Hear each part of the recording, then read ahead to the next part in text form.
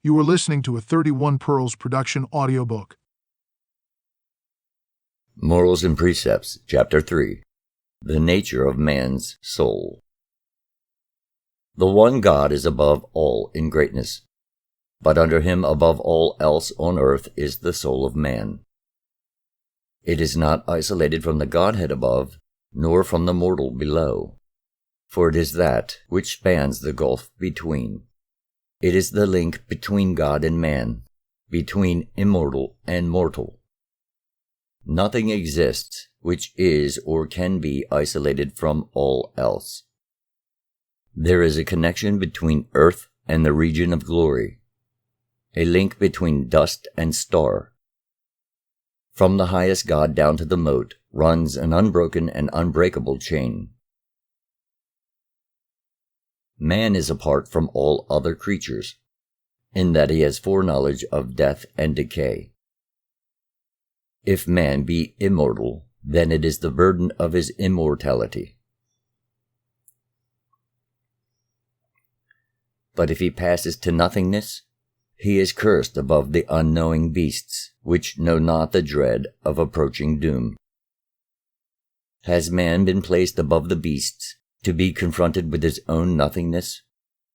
Is his superiority naught but the father of terrors? Such cannot be, for the direction of life is ever towards betterment, and it cannot be cast back upon itself. The ass knows not the value of food, though its belly be full. Yesterday, today, and tomorrow are, to it, alike. The lion knows nothing of the putrefaction which one day will be its lot. Nor does the ox live in the knowledge of the slaughterhouse. The power of thought is not given to the flesh, nor can the bones reason. Something unseen animates the inert clay of your being. Something intangible is added to the earthly material of your body. Think not primarily of your material self, nor say, "My heart is supreme." For within your body resides the soul, which activates the thinking heart. And is not the resident of the dwelling of greater importance than the materials of its construction? Gaze upon a corpse. See. It is empty of life. Something that was is no longer there. The soul is missing. Your soul is the lord of your body. Suffer not the subject to rebel, nor to assert its sway, for its domination cannot be beneficial. Let the soul not only vitalize, but rule and direct the flesh, that wildness and excesses may be held in leash. The soul delights in sweet smells, and knows the perfumes of earth by the performance of the nose. It rejoices in delicacies of the table, and tastes them only through the workings of the mouth. Food feeds the flesh, but the flesh finds no pleasure in eating, for it is the soul which experiences the enjoyment of food. The eyes are the sentinels which keep watch for you, the lights that go before your path as braziers before a caravan. Yet they see not of themselves, for they are but the instruments of sight, without a consciousness of their own. It is the soul within which interprets their messages.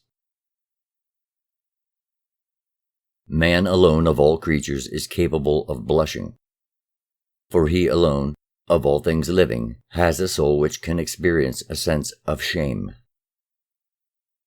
That man has a soul is beyond all doubt. It is the most obvious of all truths.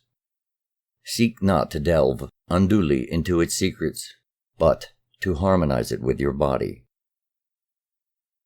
Commune with it and awaken its potentialities. Intellect, reason, willpower, and comprehension, these are not the soul. They are the manifestations of its existence, its attributes, and its activity, but they are not the soul itself. Stimulate the soul by contact with that to which it responds. Know it through its manifestations, and understand it through its faculties. It remains immortal and indestructible throughout all ages. Its splendor is displayed in noble deeds, and its glory in works of art and craftsmanship. It will survive your bodily disintegration. It was not created by the quickening of the flesh, nor conceived within the womb. Its seed existed before the body and preceded the thinking heart. The great God sows soul seeds into earthly flesh, as man sows barley seeds in the fields of black soil. The soul is yours to fashion. It can be made radiant by goodness, beautified by virtue, and glorified by love. It can be hideously deformed by vices and passions, and twisted into a form of distorted horror by meanness and hatred. It cannot be valued too greatly, nor can it be handled too carefully, for it is your own true self, the reality which is you. It is as virgin stone for you to cut and shape as you will.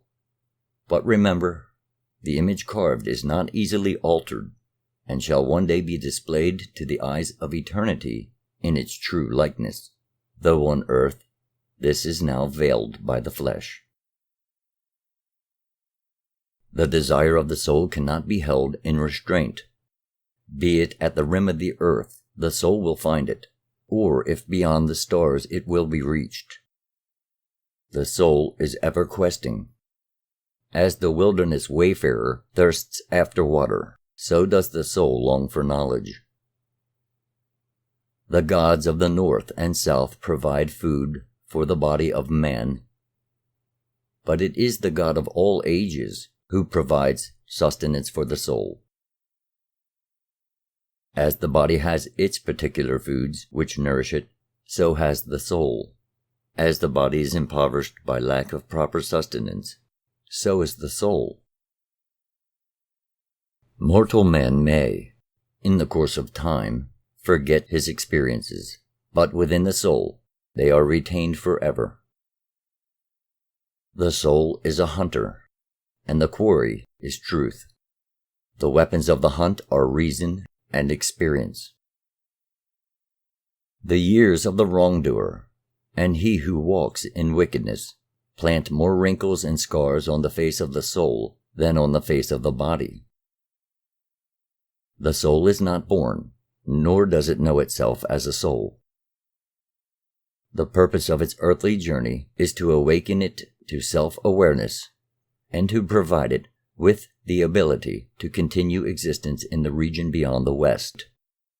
Therefore, how could it enter upon earthly life with these things?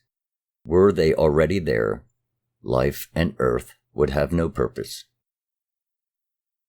The soul is bodiless within the body, everlasting among things that change and pass away. Man does not perceive his soul, because his senses face outward from the soul, towards earthly things with which it makes contact. So it is that only the most developed of men can close out the material things about them, and turn their senses inward to perceive the soul. The soul looks out through the eyes, and sees all which is without, but nothing of this can look in through the eyes and see the soul, even though the soul's feeling may be reflected there. An eye without a soul behind it sees nothing. The earthly and wayward seek only after outward pleasures and the satisfaction of the body. They fall into the snare of disbelief in the soul, and the law decrees that disbelief shall be easy. Wise men, knowing the nature of immortal things, seek not for anything stable here among unstable things. That by which we know the texture of things, by which we taste, smell, and hear, by which we experience the tenderness and suffering of love, and perceive the beauty of nature, by which we value the glory of self-sacrifice. By that we are also assured of something immortal within us. For when a man comes to the realization that it is by the soul within him that he knows and experiences all things about him, he has taken the first great step towards conscious immortality. When the body and the soul are torn apart, what remains? No man lives by the air he breathes in and the air he breathes out. It is something more, the soul, that gives life. As the one fire entering the earth in oneness becomes different here, there, and everywhere, according to the nature of that which it consumes, so the one soul, vitalizing the souls of men, becomes different, according to the nature of its covering. As the one air passes through the pipes and becomes different, according to the nature of the pipes, so the one essence in the souls of men becomes different according to the manner of its use. The one water is in all things, yet in all things it is different. So it is with the great soul and the souls of men. The wise man who is conscious of his soul within him will commune with it and never neglect its needs. For if a man cannot awaken his soul before his body falls asunder, he will not awaken it thereafter, and it will return to the waters of the great soul sea. The purpose of earth and earthly life is awakening of the souls of men. Earthly conditions can serve no other end. Rejoice in the sure knowledge of your soul's indestructibility, but let your joy be leavened by remembrance of your responsibility for its condition. Naked does man come from his mother's womb, and naked does he return to the womb of the earth.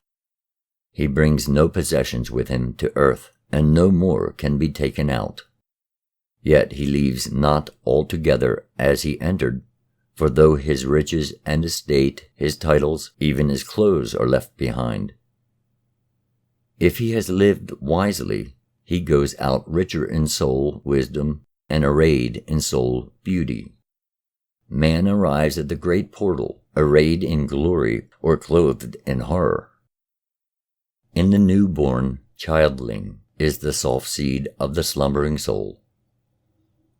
This will be developed, molded, and fashioned throughout the period of its earthly existence. It will be shaped by man himself to his own inner likeness. Then, when stripped off of its outward bodily covering, man will stand revealed to himself and be faced with splendor or horror. In the likeness to which the soul is fashioned in the body, so shall it come forth in the spirit on its appointed day. Thus it is written in the secret books of wisdom, which are revealed to the few. The body is a womb, life the days of conception, and death the birth of the soul. Is it not written that some shall spring forth monsters and fearful things, and some shall bear gods? These things are not beyond understanding. Pontus taught the people that every man is his own mother, and they fed him to the crocodiles. Children cannot be told even half the truth, but must be led by childish tales towards understanding.